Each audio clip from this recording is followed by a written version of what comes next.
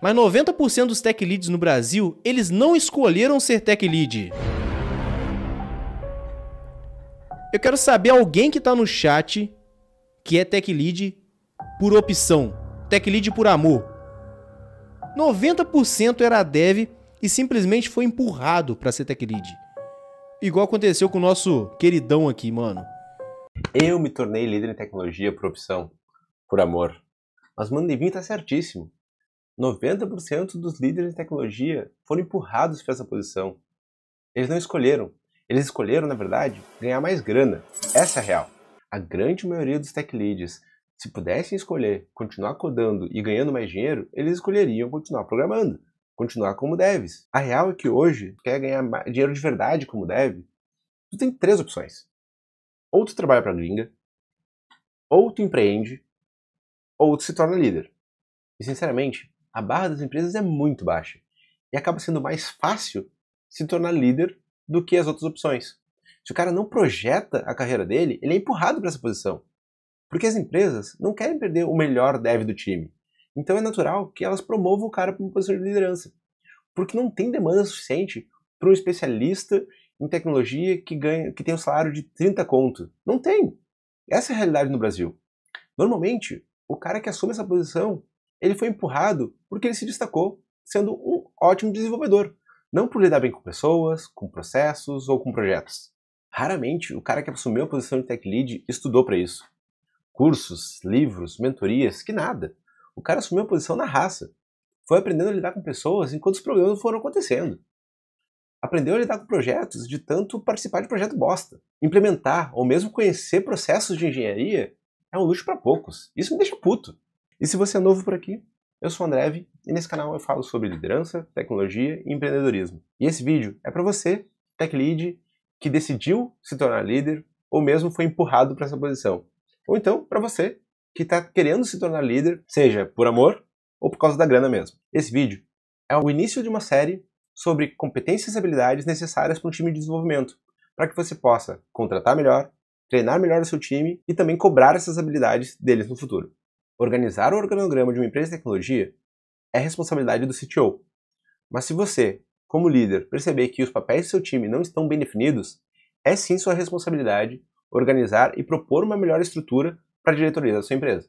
Do organograma, nós vamos organizar todo o seu time. Confia, eu vou te explicar como funciona e te ajudar a montar cada parte dele. Os poucos tech leads que conhecem a palavra organograma geralmente pensam na hierarquia da empresa.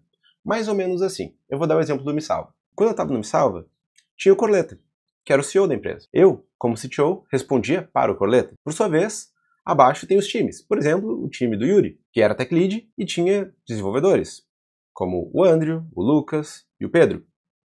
Isso não é o organograma. Ou melhor, não é só isso o organograma. O primeiro erro nesse exemplo são que os cargos são mais importantes do que as pessoas que estão assumindo esses cargos no momento. Isso porque as pessoas são promovidas, as pessoas recebem propostas e vão trabalhar em outro lugar, as pessoas ficam doentes e nada disso deveria alterar o organograma. Então eu vou fazer uma leve alteração nesse exemplo, tirando o nome das pessoas. Agora tem o CEO, depois o CTO, depois o Tech Lead e depois especificando quais tipos de desenvolvedores. Um desenvolvedor front-end, um desenvolvedor back-end e um desenvolvedor SRE. Tá, mas por que tirar o nome das pessoas vai me ajudar? Porque agora você consegue pensar nas necessidades das empresas a médio e longo prazo. E o organograma completo funciona assim. Mas primeiro, curte e compartilha esse vídeo com o CTO e com os outros tech leads da sua empresa. Pronto? Agora vamos continuar. Para que a empresa consiga atingir os objetivos de médio e longo prazo, cada cargo precisa ter um propósito claro, uma missão, um motivo para acordar cedo todos os dias e vir trabalhar não apenas para ganhar o salário no final do mês. Um colaborador que não tem uma missão clara normalmente desengaja, fica menos produtivo e geralmente pede demissão. Para que um colaborador consiga completar a sua missão, ele precisa executar algumas atividades no seu dia a dia, que algumas empresas geralmente chamam de POPs, Procedimento Operacional Padrão. No caso de uma empresa de tecnologia, geralmente a gente está falando de desenvolver soluções de software, realizar testes unitários, criar documentação de código, realizar code review, esse tipo de atividade. Normalmente, os colaboradores meio que sabem quais atividades que eles precisam fazer. Mas quando isso não está devidamente documentado e alinhado entre líder e liderado, uma dessas duas coisas acontece. Ou o colaborador é demitido por baixa performance e não sabe exatamente por que ele estava com baixa performance, porque ele não tinha essa noção, ou o contrário, ele é promovido para uma posição mais alta do que ele realmente está apto e a barra de qualidade da empresa cai drasticamente. Para que o colaborador possa executar essas atividades, ele precisa ter 3 coisas: habilidades técnicas, competências comportamentais e contextos da empresa. Habilidades técnicas são as famosas hard skills. Conhecer HTML, CSS, JavaScript, Solid, banco de dados. Você até poderia aplicar uma prova para saber se a pessoa tem ou não tem essa habilidade.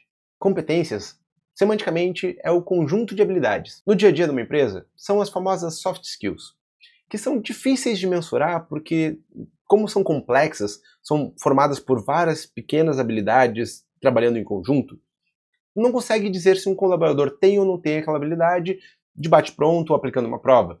Mas no dia a dia de trabalho, tu consegue sentir os efeitos dessa falta dessa habilidade. Contextos são especificidades da empresa. No meu caso, eu fiquei 10 anos no mercado de educação e eu tive que aprender sobre o mercado de educação. Atualmente, eu estou no mercado financeiro e eu tive que aprender sobre o mercado financeiro. Mas contexto também pode ser o contexto daquela aplicação legada que só poucos desenvolvedores conhecem e eles têm aquele contexto, ou então o contexto da nova aplicação, microserviço, isolada, que também outros desenvolvedores têm aquele contexto. Contextos também são ensináveis. Por fim, cada cargo precisa ter seus KPIs atrelados a ele. Formas claras de conseguir avaliar o desempenho daquele colaborador ao longo do tempo, seja mensal, trimestral, semestral ou anual. Mas você precisa conseguir dizer com certeza que ele mandou bem ou não naquela posição. Isso, meus amigos, é um organograma. E eu quero saber de você, Tech Lead, aqui nos comentários, quantas vezes você parou para revisar o organograma da sua empresa, ver se as pessoas estão sentadas nas cadeiras certas, executando as atividades certas. Nessa série eu vou trazer referências reais de empresas reais sobre cada parte do organograma, para você poder contratar melhor, treinar melhor o seu time e cobrar essas competências e habilidades deles. Só na Epmax, a empresa que eu estou hoje, eu já mapeei mais de 80 habilidades técnicas, mais de 26 competências comportamentais e sigo mapeando elas para os mais de 50 colaboradores que temos hoje no time de tecnologia.